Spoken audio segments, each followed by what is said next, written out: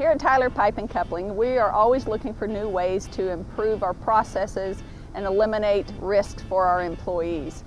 The IRP team meeting resulted in some ideas, and so for 2016 we decided to pursue the conveyor transportation because it is one of the things that scored a 10 on the REBA assessment.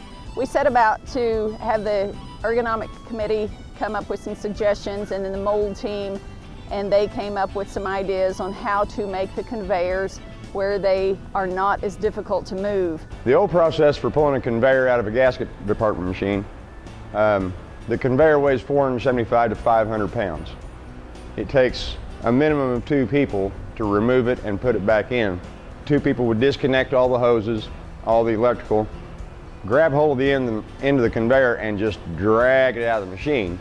Because the conveyor is so far off the floor under the machine to catch the parts as they fall, when it comes out of the machine, it hits the floor. There's nothing to support it, and there's no good way to stop it from hitting the floor. Putting it back in there takes at least 2 people, and 3 would be better.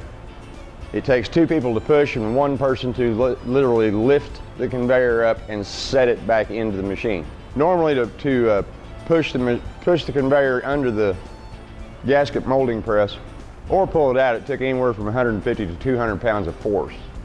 We finally came up with the idea of casters, and we had to use crazy wheels on all 4 because we have a limited amount of space in the gasket department. We have real tight corners we have to go around. Number 1, we had to engineer a way to put 4 swivel casters on each conveyor. We discovered after we put the swivel casters on the units that they move so easily, and operators actually lean on the end of the conveyor as they're trimming parts and throw them in the tubs, that we had to install brakes onto the conveyors to hold them in place. That's how easy they move now. Then we had to engineer a way so that the swivel casters would stay with the part that actually extends under the gasket machine and will stay in place as you pull the conveyor out. So that was another challenge that we had to face.